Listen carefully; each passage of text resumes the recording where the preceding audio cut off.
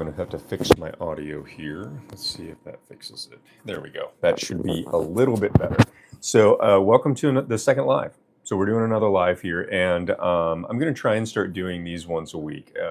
Eventually, I am going to get them to a specific day to where we can actually email in the questions from you all, and then I can go through the questions. But I didn't prepare any questions for this time, but I do have some reviews. We did a training class yesterday, a pilot program for a very small part of the overarching larger group that I am going to be teaching. There is a post out there which has got the link in it, or you can DM me or whatever you want to do. I'm perfectly happy to talk about that. So what I thought I would do today is, since we went through the 80/20 program yesterday, I taught that to about 5 or 6 students yesterday. I thought I would read some of the reviews that I got and kind of share what the teachers, what the people that were in the class shared with me. So these are anonymous. I don't have any way to talk about it, but basically the question was, the light bulb moment for the rest of the week. Are you going to use the tools that you learned today? Like, what are you going to be doing here? And she said, the mirror. I'm going to practice all week with my family and not tell them. I can't wait to try this with my facility. So we talked a little bit about Chris Voss's from Never Split the Difference, which is up here on the up there, I think. So we talked about that just a little bit, and he has a protocol called the mirror, and we went through that in class. Another light bulb moment, another one of the mirrors, and then keeping their questions more open-ended. We talked a lot about making sure that the questions were open-ended and asking follow-up questions. Tell me more about that. Help me out with, help me understand that, draw me a picture type of situations. Another one of keep my questions open-minded, absolutely, was really, really big in there. Understand that others may have different goals and listen and add value. So absolutely, yeah. So I mean, a light bulb moment for this person was understanding that not everybody is the same. I mean, not everybody's ideas and what they're trying to get from the conversation is 100% the same. So, understanding that.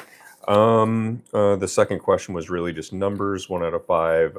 How confident do you feel using the 80/20 framework, which is what they learned yesterday, in your next difficult conversation?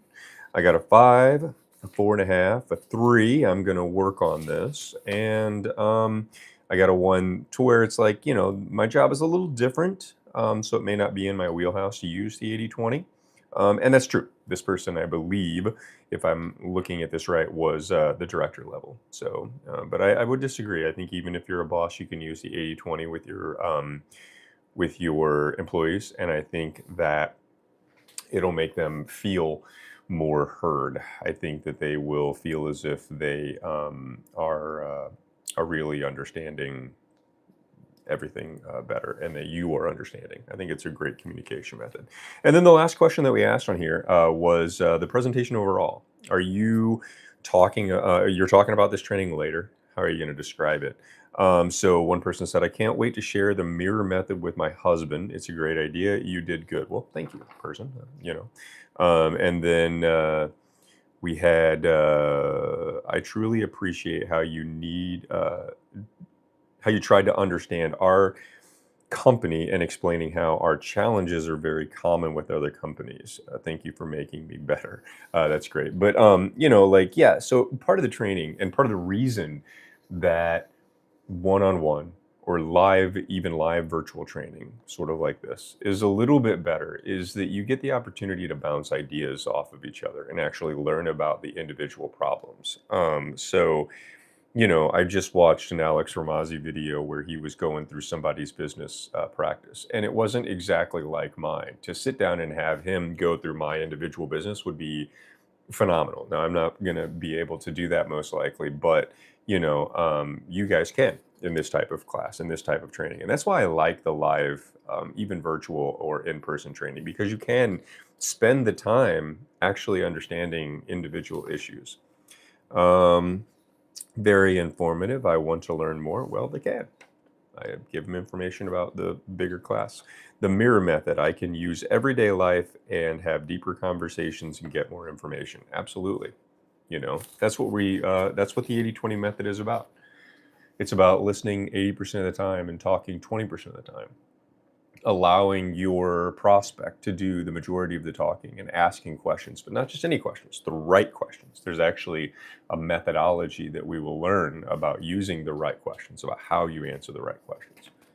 Anyway, if you want to learn more about this class, I'd be happy to share it with you. I think that this training that's coming up is going to be very interesting. I think that you will learn not only the 80/20 protocol and how to identify exactly what questions and how to ask questions. Actually, I've got the full curriculum right here in front of me, and I'll read through a little bit of the highlights of what's going to be coming up in this classroom.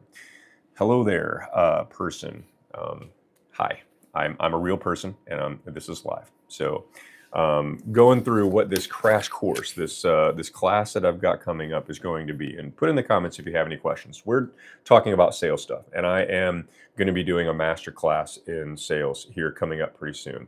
And if you're interested, you can send this over there and just DM me, just make a comment, and I will just go over there. Hello there, Trooper. How's it going? Okay, so what are we going to be going over in this class?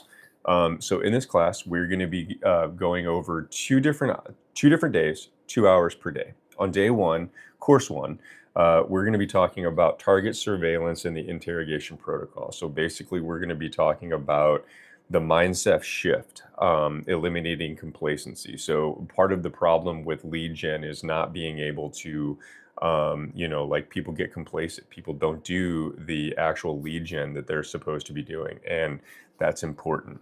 We're going to talk about the whale list. Okay, so a whale list is basically your ideal clients. We're going to be building that buyer persona. We're going to be narrowing the scope. We're going to talk about the 20 touch surveillance cadence. People don't realize this, but sometimes taking somebody from unaware to aware of who you are and to get into a conversation, you can take 20 total touches with them. That's emails, messaging, all kinds of stuff. So it can be really, really tough to get through all of that. We're going to talk about multi-channel awareness and how you can reach out to different clients at different channels. And then we're going to do exercises. We're going to do a persona blueprint right there in the class. Module 2, which is part of this is the second hour. We're going to learn the 80/20 listening protocol, which is what we've been talking about here. We're going to be uncovering the core problems. We're going to be weaponizing the mirror, which is something that you heard a lot of in the original of that.